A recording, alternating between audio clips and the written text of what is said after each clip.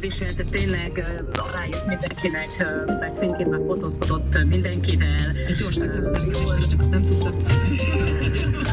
Benne volt egy mozgózgatás.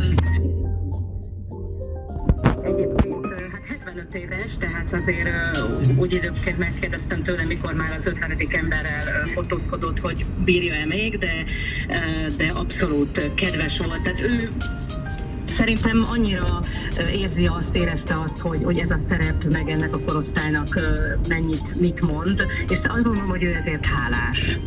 Egyébként azt mesélte, hogy ugye a Harry Legman volt, nagyon jó barátja volt, és ugye megkérdeztem tőle, hogy láttak egyébként olajipart, tehát elkezdték forgatni a Dallast, de akkor tényleg elmentek-e valahova, megnézték-e, hogy működik az, hogy fúrnak, kutatnak, és akkor mondta, hogy pont a